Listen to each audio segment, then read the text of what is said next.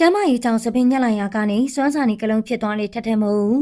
တကင်းတကာကကြောင်ညာဘရင်မဖြစ်ရေပန်းစားနာမည်ကြီးခဲ့ပြီးအကယ်ဒမီများစွာပိုင်ဆိုင်ထားတဲ့မင်းသမီးကြီးထက်ထက်မဟုတ်ကတော့အောင်မြင်မှုတွေဘက်မှကံကောင်းပေမယ့်သူ့ဘဝနဲ့အိမ်အောင်ကြီးကတော့ကံမကောင်းခဲ့ပါဘူး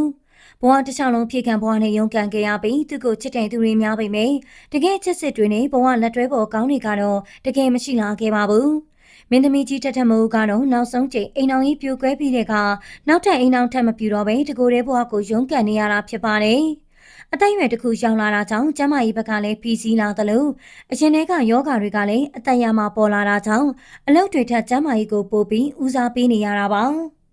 သူ့ရဲ့ကျမ်းမာရေးကြောင့်ရင်လိုလှနေမပြနိုင်တော့သလိုသူ့ရဲ့ရှင်ကလှပခဲ့တဲ့စပင်းတွေကိုတော့ညှက်ပစ်လိုက်ရတဲ့အထိကိုဖြစ်သွားတာပါပုံစံပြောင်းလိုက်တဲ့စပင်းပုံစံကကောတလိုင်းဖြစ်ပေမဲ့မျက်နှာပေါင်ရောပုံစံကမင်းသားကျော်စွမ်းစာနေနဲ့သွားဆင်တာကြောင့်ပရိသတ်တွေကြောင့်တော်လေးကိုရေပန်းစားနေခဲ့ပါတယ်တချို့ပရိသတ်တွေကတော့စွမ်းစာနေကလုံးဆိုပြီးထိကဘာနဲ့စနောက်ကြပါတယ်တကယ်ကြောတကယ်လာတဲ့မင်းသမီးတလန်အနေနဲ့ဘယ်လိုနေနေချစ်ဖို့ကောင်းတာသိကြပါတယ်